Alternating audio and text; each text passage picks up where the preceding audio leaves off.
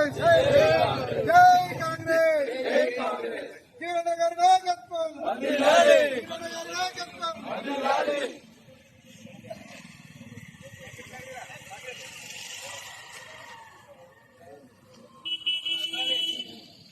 ఈరోజు కాంగ్రెస్ పార్టీ స్థాపించిన 141 సందర్భంగా రాయకల్ పట్టణ మరియు మండల కాంగ్రెస్ కార్యకర్తలకు నమస్కారం చెప్తూ మరి పార్టీ మహాత్మా గాంధీ కానీ, జవహర్లాల్ నెహ్రూ కానీ, ఇందిరాగాంధీ కానీ, వల్లభాయ్ పటేల్ కానీ, ఇంకా ఎందరో అమరవీరులు స్వాతంత్రం తీసుకొచ్చి ఇలా మన భారతదేశానికి ఇచ్చిన ఘనత ఉన్నది.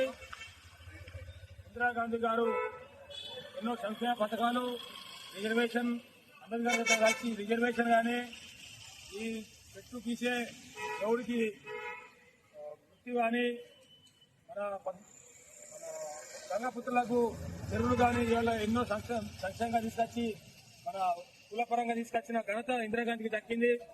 అలాగే రాజీవ్ గాంధీ గారు మన ఇంటర్నేషనల్ మన ఫోన్ వ్యవస్థ తీసుకొచ్చి తను ఎంతో మన భారతదేశానికి ఎంతో సేవ చేసి మధ్యనే తమిళ్ టైగర్స్ అన్న చనిపోయినారు.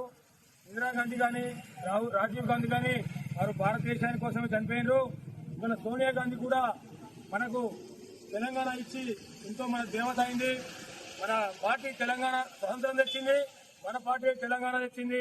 ఇవాళ బీజేపీ వాళ్ళు 20 ఏళ్లకే 30 ఏళ్లకే మేమేమో చేసినామని చెప్పుకుంటారు కానీ 141 సంవత్సరాలు నిలదీసినట్టు ఎంత పెద్ద పార్టీ మీరు ఆలోచించాలా. ఇలా మన పార్టీకి ఒక 138 కోట్లే ఉన్నాయి ఫండ్స్. ఇలా బీజేపీకి 10,000 20,000 కోట్లు ఉన్నాయి. ఇలా మొన్న పెట్టిన బీఆర్ఎస్ కూడా 10,000 కోట్లు అంటే అవి ఎక్కడికి వచ్చినాయి? మన పైసలు కాదా? దయచేసి మన మండల ప్రజలు, పట్టణ ప్రజలు కానీ తెలంగాణ ప్రజలు ఆలోచించాలా.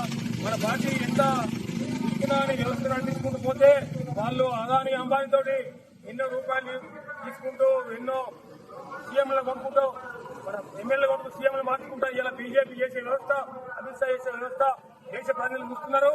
ఇప్పుడు రాబోయే 2029లో రాహుల్ గాంధీని ప్రధాని చేయడం మన ముఖ్యం కాబట్టి మన అన్న జీవన సారథ్యంలో రేవంత్ రెడ్డి గారి సారథ్యంలో మనం కాంగ్రెస్ పార్టీ బలోపేతం చేసి మన రాహుల్ గాంధీని ఖచ్చితంగా మనందరం పోరాడి రాష్ట్ర ప్రజలు కానీ, జిల్లా ప్రజలు కానీ, దేశ ప్రజలు కానీ తన ప్రధానమంత్రి చేసేదాకా నిలవద్దని కోరుకుంటూ ఇచ్చిన అవకాశాన్ని